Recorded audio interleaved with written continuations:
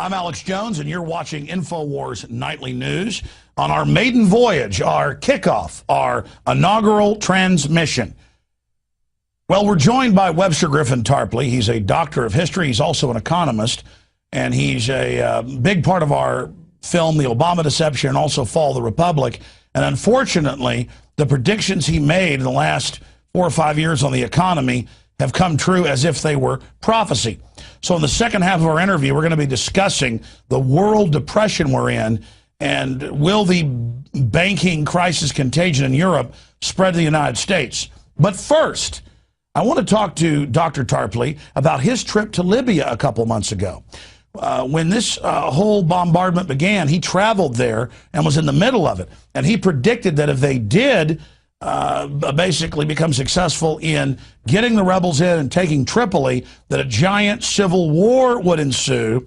And he was the first to document, now the Washington Post admits it's true, that the al-Qaeda forces in the east that are NATO and U.S. backed were indeed targeting blacks and killing black Libyans. On top of that, Gaddafi is still at large and has said that he vows to fight on, and CNN was forced to report. Analysis: battle for Libya not quite over. Gaddafi endgame. Rebels extend surrender deadline by 1 week. He's always going to surrender in a week.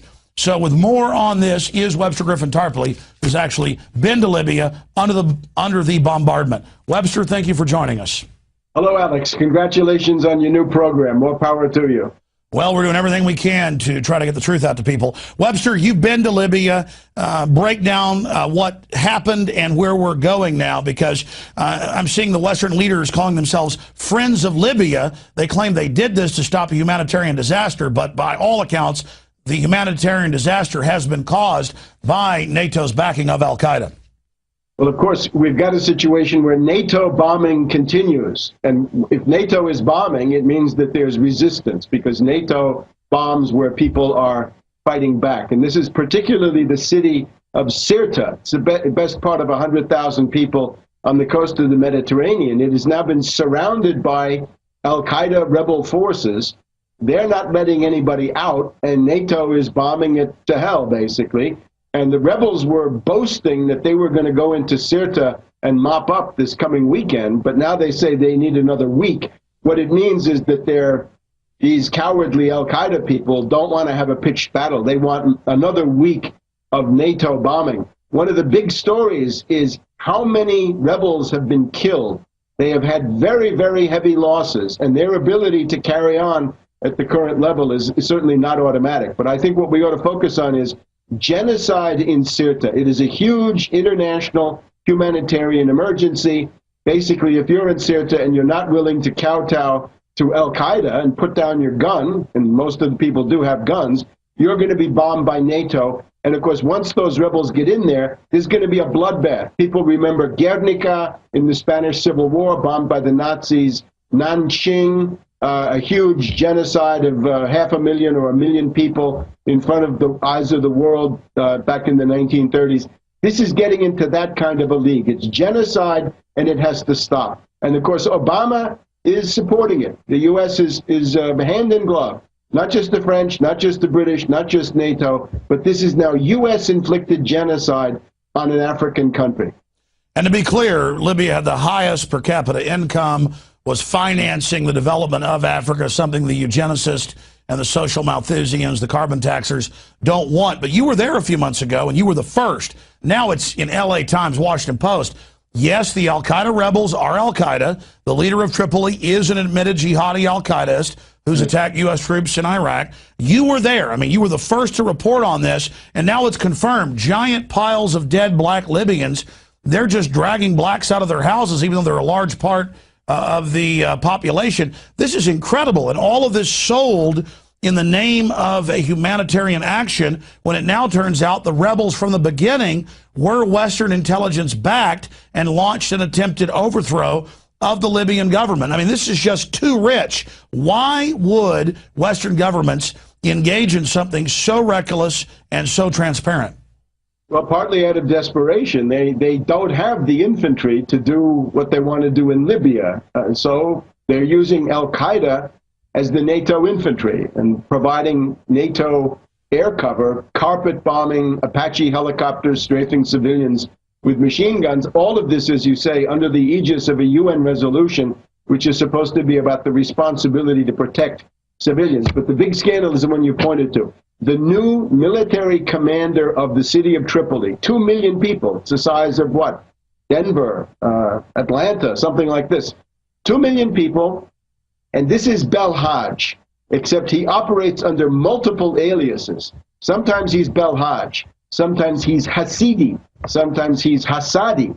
He is an Al-Qaeda international terrorist, a notorious butcher. He has left a trail of corpses across half of the world. He is a former United States prisoner of war captured in Pakistan in connection with his activities, which were to kill American soldiers. This is someone who has killed U.S. troops. He has organized other jihadis, other crazies from this Benghazi, Darna, Tobruk area of Libya, the backward part, to go into Iraq and Afghanistan and to kill U.S. forces. And he is now flaunted by these rebels as their military commander of Tripoli. He now has life or death power over 2 million people. And today we have a statement from the French president, Nicolas Sarkozy, at the Élysée Palace, puts out a statement responding to the outrage in the world about this, saying, "Oh, Belhaj, he's a great guy. My military aide spoke to El Haj, and they've certified to Sarkozy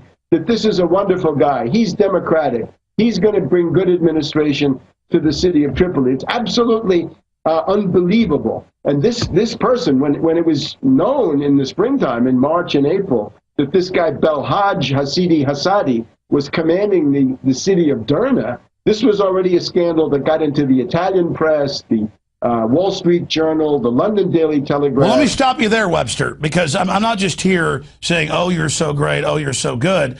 I've been interviewing you since before this started 6 months ago, before the UN resolution almost 5 months ago, when they said war is peace and bombing and backing rebels and arming them and special forces from the West on the ground is not war. And you specifically said, if they are able to take major cities, there is going to be a civil war. The jihadis are going to come in. They're going to put in basically the Sharia law. That's now been announced. Right. And we're told we're giving our rights up in America to fight al-Qaeda. And now this civil war is on. The rebels, quote, won't take the Gaddafi strongholds without more air raids. Millions of firearms have been handed out and grenade launchers. You witnessed it. So since you predicted everything that's now transpired with uncanny accuracy, what comes next then? Gaddafi's not giving up. Now he's a martyr either way. The fighting is going to continue. Is that mission accomplished for the West to just destabilize it and wreck Libya so that it can't engage in development for the rest of Africa? That may be mission accomplished maybe for the British and maybe for the U.S., but for the French, maybe for the Italians and some others, they're interested in looting. Actually, today, the British Foreign Secretary Haig said Britain is not going to be left behind when it comes to looting Libya. They're going to try to muscle themselves in there and grab some of those. That was on the news. It was like pigs in a trough fighting over the oil, the water, the airstrips, the goodies.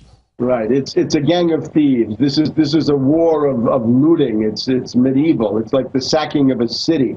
But it won't work. There's going to be a very long civil war. This is an absolute tragedy. This was the most advanced country in Africa in terms of longevity, healthcare, education. The United Nations Human Development Index put them as at the top. And you predicted the civil war. So what comes next? Well, then civil war. And civil war means you can see Gaddafi forces retreating to the southern parts of the country. There is this huge desert, but in the desert there are also mountains. I would point you to the province of Fezzan, southwest Libya. This is where the black Libyans are. These are Libyans and Muslims, but they're black. And there's massive mid-Saharan and Southern African sympathy for Gaddafi.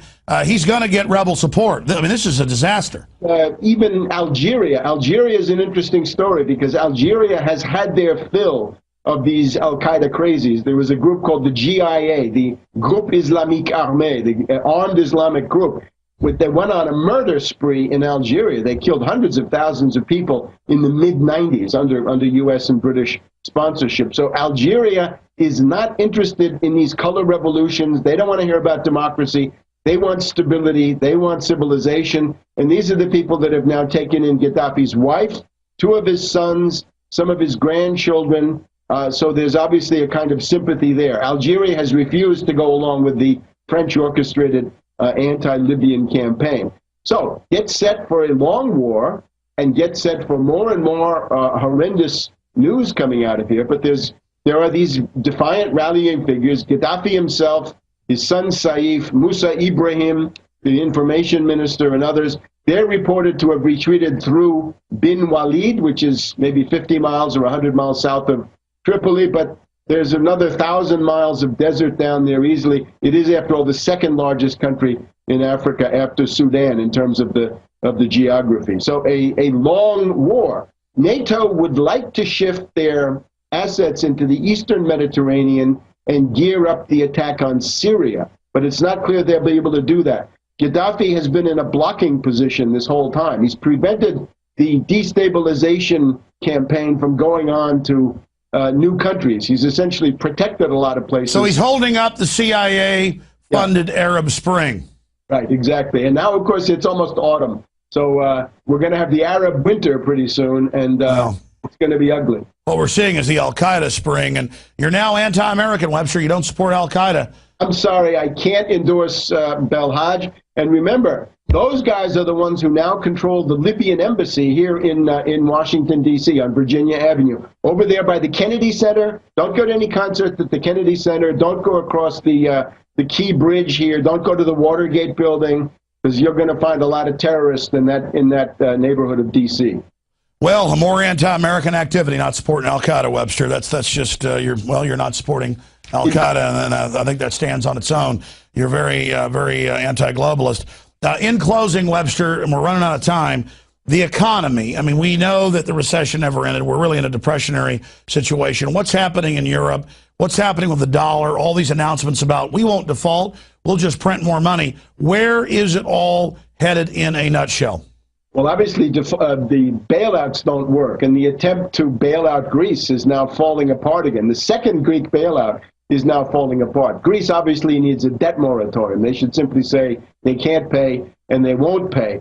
Behind that, of course, is the imminent European banking crisis. You could see this coming during the summer as the contagion was deliberately spread to Italy through repeated attacks using credit default swaps. The speculators decided to smash Italy. They've gone pretty far down that road. Spain, Italy, and then after them comes France, Belgium, and even certain German federal states are thought to be. So the globalists loot other countries with the military, third world and old world. They loot us with banker occupation. Right. Now, there is a couple of positive things. Europe, I think, will make an effort to tax derivatives. The French government, the German government have agreed that they're going to make a big push in September for a Euro-Tobin, which simply means a tax on derivatives. It's very small, much smaller than what I wanted, but they are doing it. So they are fighting to some degree. Now, the debate we're having here about a recovery program, obviously, Obama is going to come with some collection of these small bore, silly little things that don't make up any difference. But I have a proposal. Let's make Bernanke announce with a tender offer. Say, Bernanke is going to come forward and say, I will buy $1 trillion worth of bonds from American states, and let those American states, 50 of them, start building highways, railroad systems, water systems, canals, let them update their electricity grid. In other words, public works and infrastructure, they can issue the bonds, 0%, 50-year bonds, and sell those to the Federal Reserve. Federal Reserve can buy anything.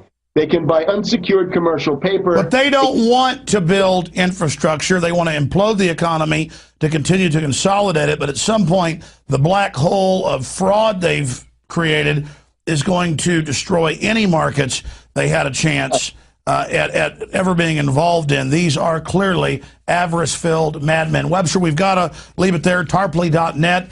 I'm Alex Jones with Infowars.com.